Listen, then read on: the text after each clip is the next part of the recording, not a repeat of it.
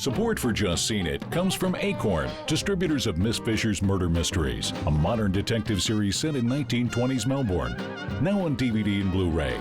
More information is available at acornonline.com/PTV. On this episode of Just Seen It, we review, based on true events, The Iceman. You're doing hits with Freezy for Leo Merckx behind my back. There's no arc in this picture. He starts off as a monster and ends as a monster. The Netflix supernatural series, Hemlock Grove. What's the story of your sister? I feel like I walked in mid-season and I had no idea what was going on.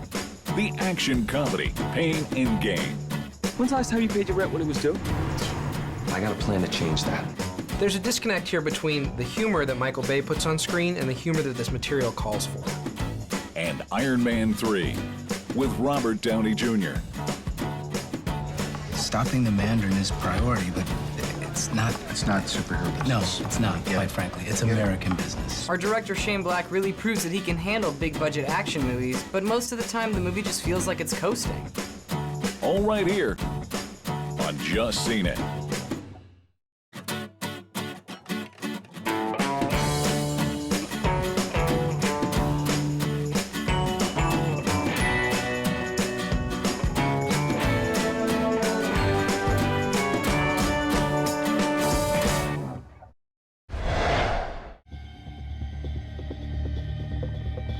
Richard is a devoted family man and a contract killer. I can imagine what you've been telling them, thinking their dad's a decent guy. Without his family knowing, he murdered for the mob for nearly 30 years.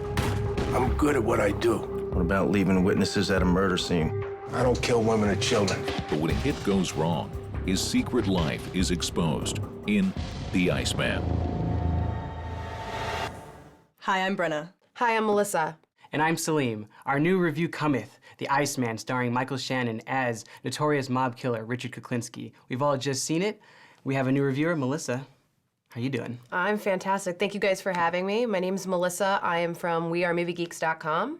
I've been a film critic for 6 years, originally from St. Louis, and I'm just glad to be here.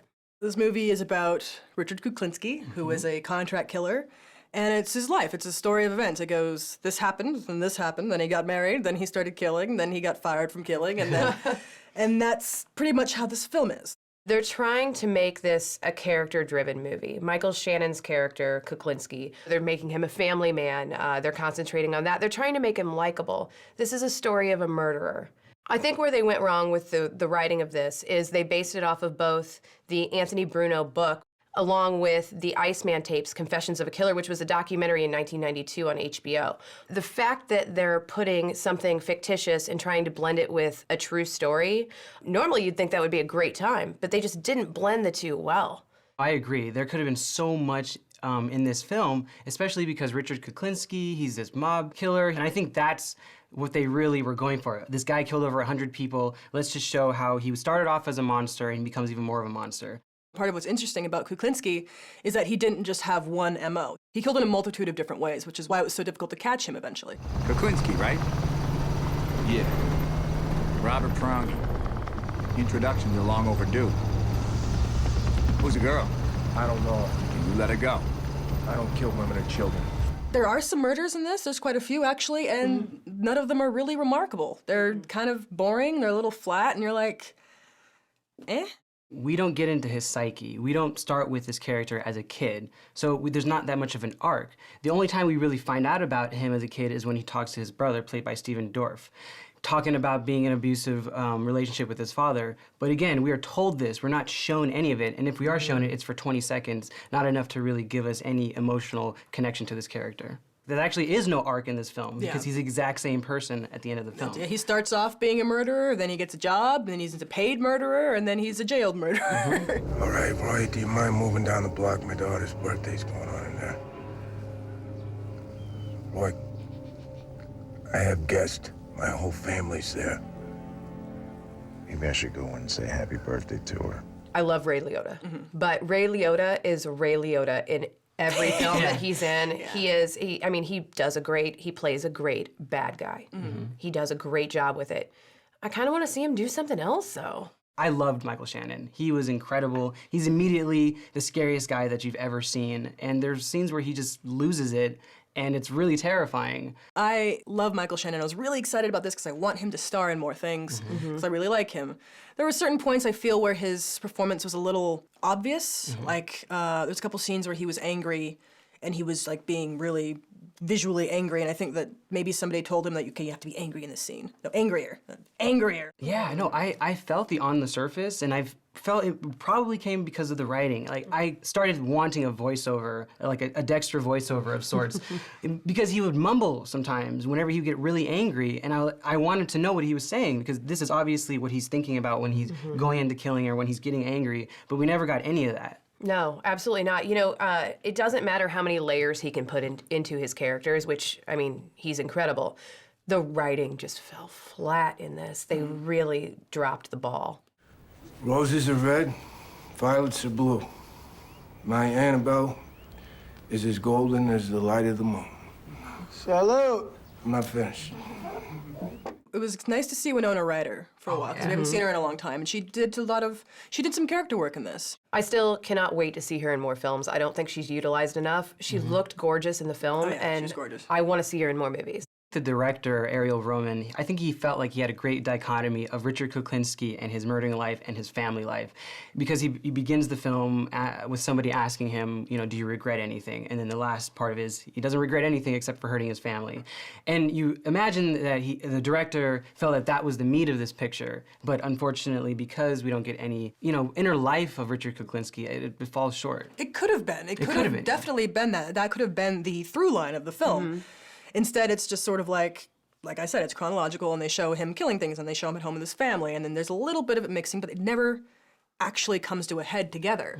I don't understand, especially to have a writer-director on the set, how they did not catch the loopholes or the open scenes where they just gave no answer.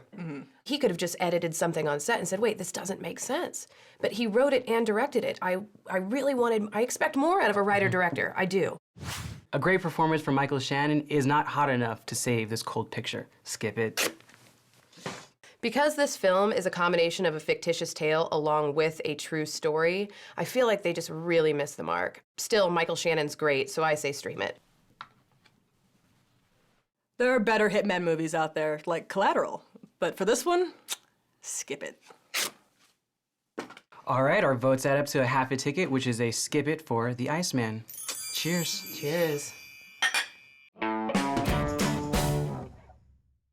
A young girl is found brutally murdered in a small Pennsylvania town. So the two young men who are suspects decide to track down the real killer. I didn't kill her. I figured it was you. Me? Why would I do it? Why would I? But they uncover secrets neither could have imagined in Hemlock Grove. Hi, I'm Kevin. I'm Salim. And I'm Sean. Let's transform for a second, because we're going to talk about the new Netflix series Hemlock Grove. We got a chance to view the first 3 episodes. We've all just seen it. It's based on the novel by Brian McGreevy, and he serves here as an executive producer along with Eli Roth, the director of Hostel and the co-star of Inglourious Basterds. A young girl is brutally murdered and found outside the Godfrey Steel Mill. 2 of the main suspects decide to team up and find the murderer themselves. That explanation, I think, told me more about the show than the I first was 3 thinking the episodes same did. exact thing. They don't even team up till the 3rd episode. Okay. And there's about 50,000 characters all doing really mysterious and secretive things that we're not privy to. We never find out why they're doing things. We don't find out why people have powers, what the powers are, where the powers come from. Nothing for 3 episodes. And there's only, what, 13? No, but I like that it was nuanced. I like that it's complete opposite of True Blood, whereas this is more of a high school drama that tries to be a little bit more nuanced. It's not saying, hey, we're a show about vampires and werewolves. Instead, it gives us more time to kind of understand these characters. I like that these are questions that are put out there that are never talked about. What's it like living like, you people? I guess there's always something over the hill I gotta see. Nobody is, you don't find out anything about anybody. And I think once an episode you find out a little bit, but then you're still like, oh, what now? Her face glows. I don't understand. Yeah. Questions would be fine if I cared about the answers to them. Exactly. And this show does not pull me in to make me care about the characters, about the world, about the rules. I mean, even if these things do exist, there's nothing here. It's just a series of loose ends and dead ends and mysterious happenings that just all feel like they're all there to just basically say, ooh, look how intriguing this is. Look how mysterious this is. And it just feels really clumsy and awkward. There is a trajectory to the show, and it is included in giving us little bits of information in each episode. They throw every horror movie cliche, but they don't give you anything to do with it. Whereas at least in True Blood, I cared about the characters. The characters are all interesting. There was humor. Here, there's no humor. Everybody's just stone-faced, like this is the most serious and most important show you're ever going to watch on television. In something like True Blood, it becomes a fantasy of sorts, and it's almost like a comic book that you're watching. Whereas this, I could tell that they wanted to really be the opposite of that and try to have it a little bit more grounded. We have Peter Romanchik, who is played by Landon LeBoyron, and Bill Skarsgård, who is Stellan Skarsgård's son and the brother of Alexander Skarsgård, who's on True Blood. He plays Roman Godfrey. And then we have Candace McClure, who we all know from Battlestar Galactica, playing a doctor, Clementine, who works for the Fish and Wildlife Services. Weird. Do you have any assistance? There are no tracks. Aside from what I take are your tracking dogs. And I liked her character. She's interesting, but unfortunately, she doesn't come in until the 3rd episode. The filmmakers here, the people actually putting it on screen, want it to be serious. I don't know that the writers want it to be serious. Or some of the actors. Some of these actors seem to be in a very serious show. No, this I Famke could Janssen seems to be in I don't know what. She's like in the British version of Revenge. No, I'll agree with you completely. That is the most comic, fantastical part of this show. Annoyed, exasperated, sexually underwhelmed. Shall I go on? Let's talk about the directing a little bit. One of the EPs and the director of the first episode was Eli Roth, and I liked the aesthetic and the tone that he was going for. It being on Netflix is interesting because it has this high school aesthetic, but it's very much adult. It's an R-rated show, definitely. I mean, you get nudity in the first 30 seconds almost. And notice so it was only the Eli Roth episode that had nudity in it. That's true. The atmosphere to the show, he brings something to that. I'll give him that. I don't know that he brought any clarity to the script. I mean, these elements, like the flashback element, like we were talking about, it just seems like it's all over the map, and he didn't sort of wrangle in the elements that he could have to give us something that I was really invested in, at least. I would say, yeah, the directing is hit or miss with me. I think the one thing that I will give it credit for is the special effects are really good, and they do seem to be not overdoing it with CGI. They're trying to use practical effects. Well, some of them, yeah. Some of them I thought were I thought the pretty good. werewolf transformation was I'm glad you brought that really up. good, and it was lengthy. The second episode has this probably one of my favorite werewolf transformations ever. An American Werewolf in London was 30 years ago, and that werewolf transformation buries this one. I will agree with that, but I thought that they did a nice job for it being a television show. With all 13 episodes being released at one time, Netflix is hoping viewers will eat this in big bites. I'm thinking they'll have trouble chewing through episode 1. Skip it. This is a minimalist creature show, not trying to be too flashy with, hey, we're about vampires and werewolves. So I say, see it. Fans of the genre might find something to like about this, but for everybody else, they can take a walk around Hemlock Grove. Skip it.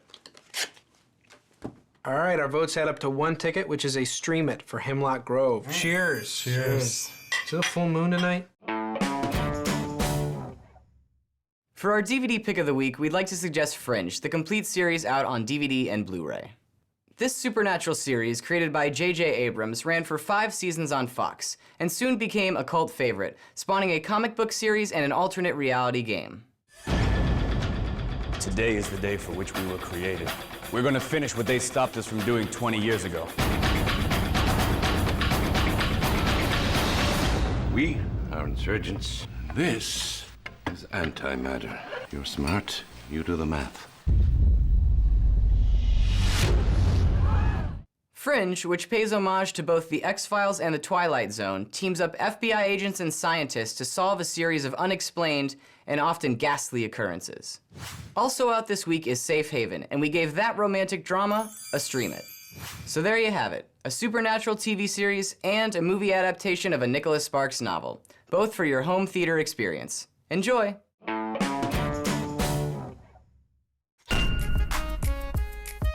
3 bodybuilders kidnap Victor, a wealthy but cheating businessman. We're being kept down by people who cheated to get where they are. I got a plan to change that. After taking all his money, they start to lead the good life. The Sun Gym gang has successfully acquired every asset you had.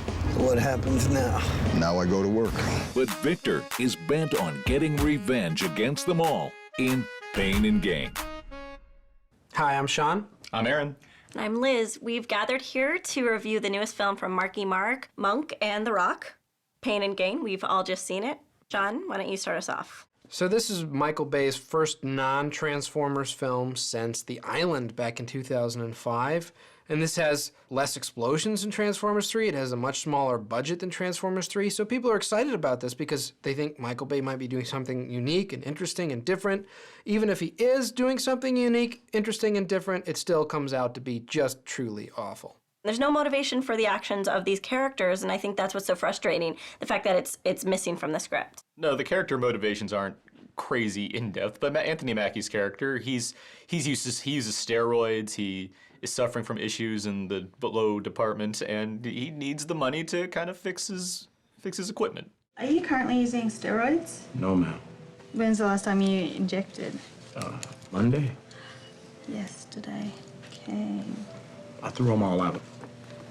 I think they messed me up. It's okay. You probably just have defeated fella syndrome. We treat it here all the time. The real-life event of Daniel Lugo has a motivation for him to proceed with these criminal activities. I mean, basically, Daniel Lugo had to pay restitution to a bunch of victims of a previous crime that he had. And so it's like, okay, that's interesting. There's more motivating factors in in the true story. Yeah, you don't get enough of that.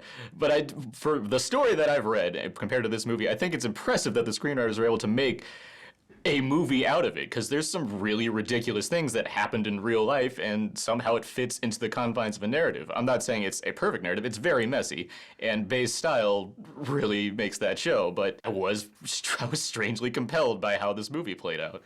I didn't see the point. I don't know what Michael Bay's doing. I mean, maybe the screenwriters here, we've got Christopher Marcus and Stephen McFeely, who have written the Captain America films, and Thor the Dark World, and Chronicles of Narnia pictures. Maybe they're trying to say something, maybe there's a commentary, maybe there's some kind of satirical element to the dark comedy, but if it's there in the script, it's all thrown out when it comes on screen. I mean, the actions of these characters are sadistic.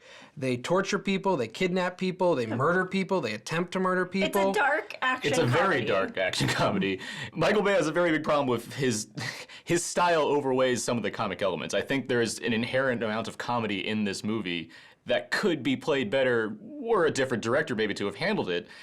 But I don't think it's completely devoid of humor. I do think that Michael Bay has a tendency to insert his brand of comedy, like, I don't know, the entire character of Ken Jeong, just because he thinks that's something that's funny. But I do think that there are things about this story that are actually funny and that work because they actually happen, and clearly he wanted to put that on the screen just because it's such an outrageous story.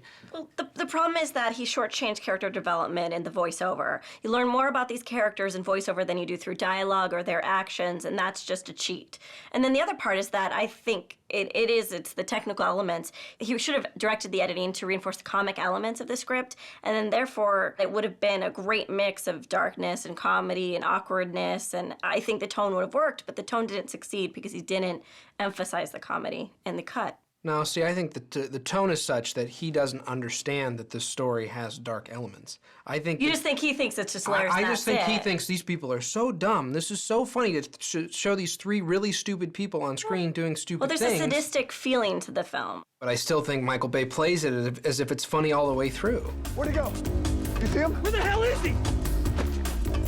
There he is! You got the wrong BMW? It's 2 exact BMWs. I told you to check the license plate. It was an honest mistake. So we thought it was the same car. It looks exactly the same. Michael Bay does know how to get great casts in his movies. He has Mark Wahlberg, Dwayne "The Rock" Johnson, Tony Shalhoub, Ed Harris, Anthony Mackie. He secured a lot of very talented people for this film.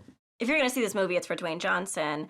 He manages to push past the poor editing and the bad script and the ridiculous storyline into something that I think is watchable. Never again will an oppressor overrun my people. For now I am keeping watch. That's the gospel. And people say Christian Rock sucks. The Mark Wahlberg character fails on so many levels for me because he's completely unsympathetic, and that's the writing and the performance. There's a scene early on in the film when we're supposed to feel sorry for him because he asks out a beautiful woman, and she rejects him, and we're supposed to be, oh, I feel sorry for Mark Wahlberg, oh, what a hard life he leads. But Mark Wahlberg doesn't play that earnestness, he doesn't play that everyman quality that we know him for. These actors are all fine.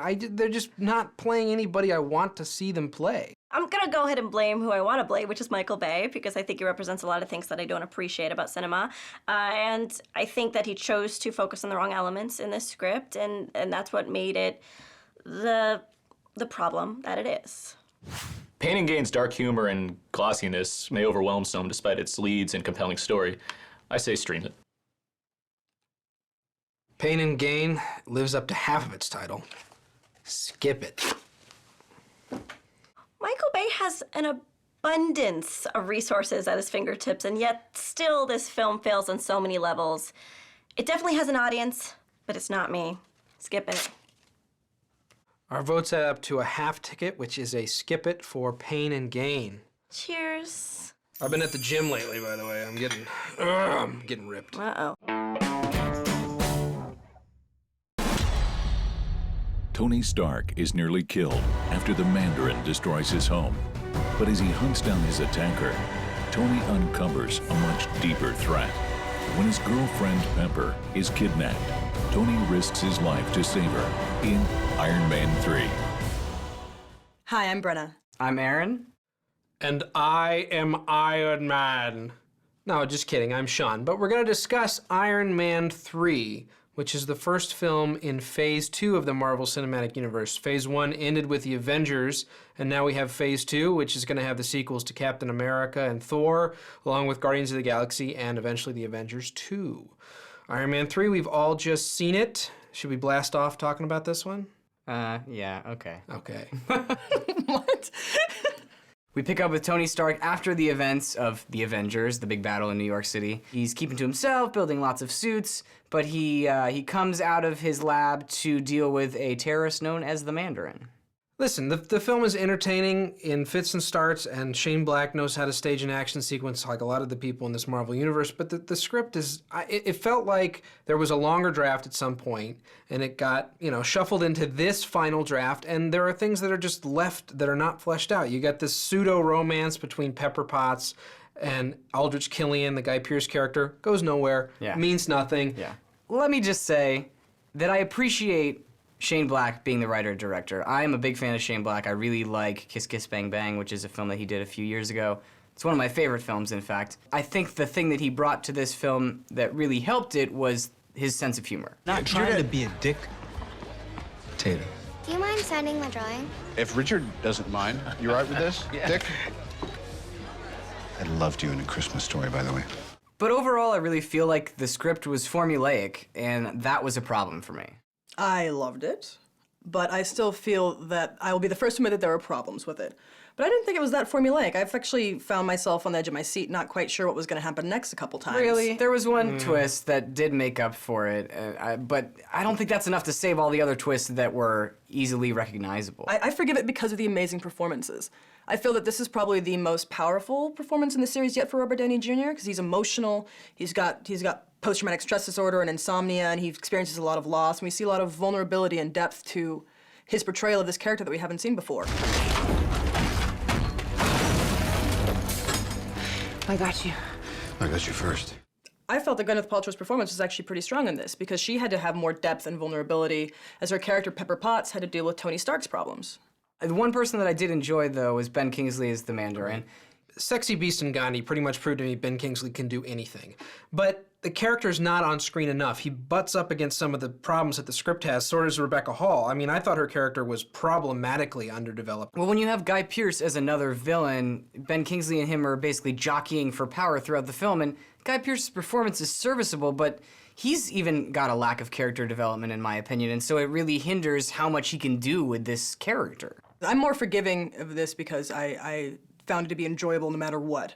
But my only real problem with it are the bad guys, because there's no rules for these people. It's sort of, they hint that they can be unstable and they explode, but then they have the ability to get really hot and melt iron. I actually remember that explanation. It worked with some people and it didn't work with others. Yeah, but what DNA alteration can make a human explode? Yeah, okay, fine. Yeah, I know. You're proving my point. It doesn't make sense. The real problem I had with that, though, is that they're invincible, except when they get hit too hard by something too powerful. Well, I guess they needed a villain that could match up to the Tony Stark suit. Exactly. I mean, they do look silly. I thought they were a leftover special effect from Terminator Salvation. And one of them breathes fire. And when that happens, I just sort of thought, we kind of lost it even here. Don Cheadle's like, really, bro? You breathe fire now? Shane Black, as the director, does prove that he can handle big budget things. He's only directed one film before, but ultimately, the movie's just coasting. It's an action movie that knows it's gonna get people to go see it in theaters, knows it's gonna make a ton of money, so they have big action set pieces, they have an okay script, and then he just lets it go. Iron Man 3 is action-packed, and it's a lot of fun, garnished with an awesome performance from Robert Downey Jr.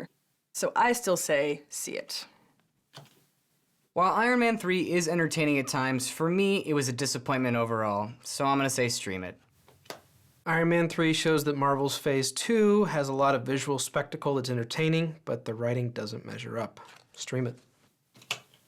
Cheers. I guess you could say Aaron and I's opinion is in stark contrast. I hate you all. On our next episode, we review 2 big summer blockbusters, Star Trek Into Darkness and The Great Gatsby. And we cover 2 smaller independent films, The East and The Kings of Summer. Thanks for watching, and see you next week.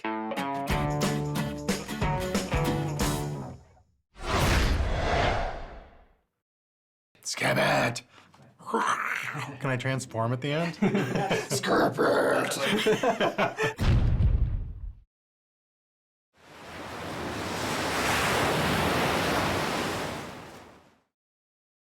Support for Just Seen It comes from Acorn, distributors of Miss Fisher's Murder Mysteries, a modern detective series set in 1920s Melbourne.